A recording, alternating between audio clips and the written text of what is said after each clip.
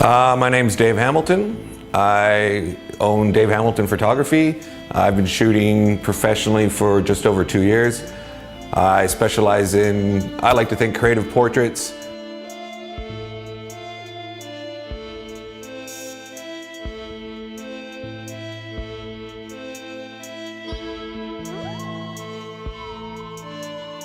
The different things I shoot.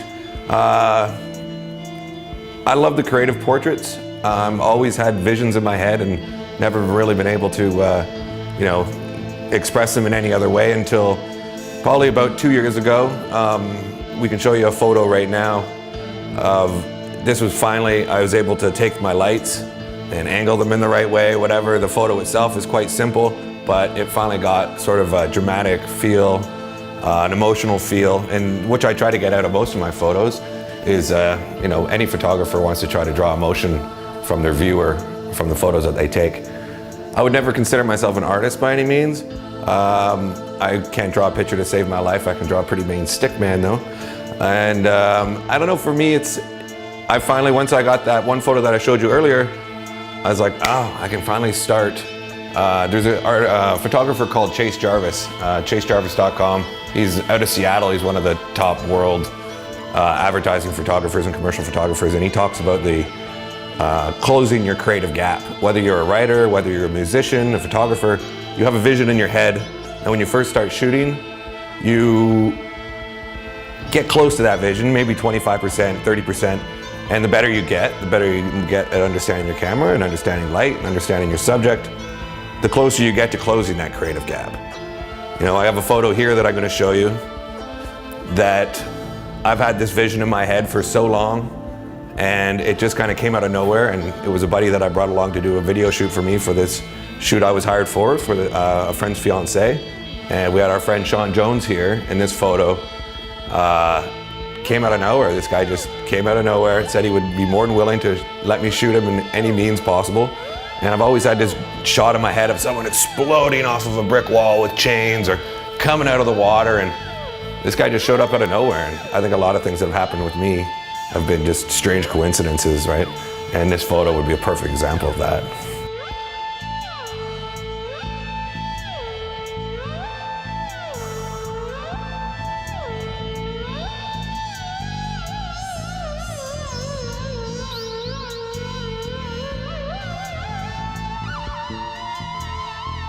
Well, I've always wanted to, I did a series of photos probably about 2 years ago, and this is before I was literally used a desk lamp to do the photo. It was a series of photos of me with a gun and being very, very emotional, contemplating suicide type of thing.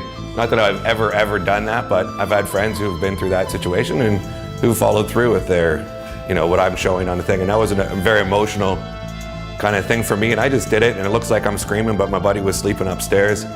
And I posted those pictures on Facebook, and the reaction I got, never mind from my parents calling me up thinking I was, ready to kill myself, which by no means was I, it invoked emotion, and it invoked emotion quickly. And they got removed off Facebook within like 2 days, and they threatened to shut down my account. And at that point, I guess maybe I realized just through a photo, you can invoke emotion and make people kind of think what they want. It's, I want people to look at the photo and almost be like, wow, he actually took this picture that's either gross or somehow ugly beautiful.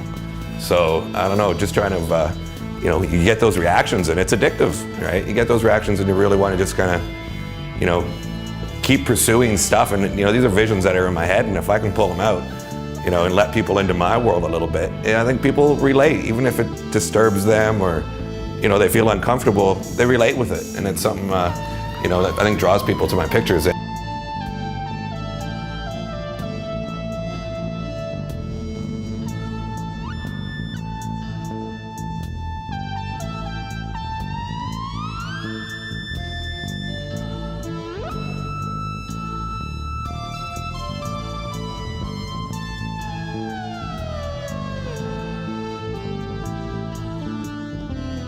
The ability to take your camera, shoot it, and look at the back of it, and within 5 minutes, not even 5 minutes, 5 different shutters, adjust your camera to where you need it, as opposed to, say, 5 or 10 years ago, when you would have to take your roll of film, get it developed, you get 24 shots, and then a week later you're able to look at your stuff.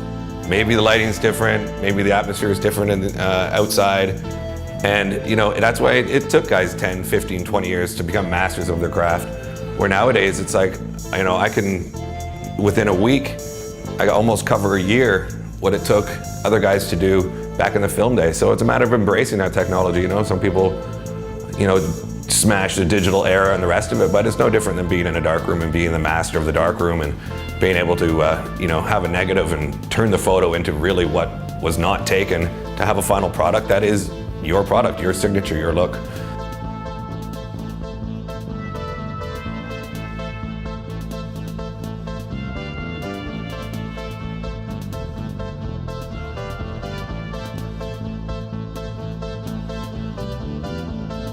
The photo we got of Captain Jack up there was, I was actually just kind of hired to shoot a friend's birthday, and I was just taking photos, and the next morning I woke up with a little bit of a hangover, saw that image, pulled it off my camera, edited it, and saved it, and then later that night went out again and thought I had transferred all the pictures and formatted my card, and every single photo from that night got erased off my camera while I'm sitting there in awe. Couldn't realize I just did this.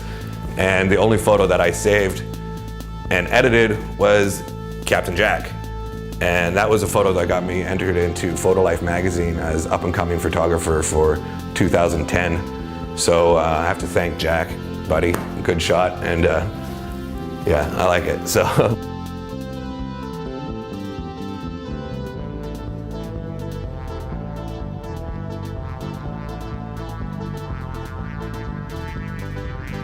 I want to be known for constantly reinventing myself. You know, I kind of get stuck into a little bit of a style. I always set it up the same. I always set up the same. I want to, you know, kind of change it up. Sometimes I just go for a totally different look, a totally different inspiration. You know, I want to be known for. I don't know what I want to be known for. I don't know. That's a good question. My last photo. I don't know. Maybe a self-portrait. Maybe that's what I would take. Ideally expressing how I'm feeling about the situation just through the photo and the emotions on me would definitely be maybe my last photo.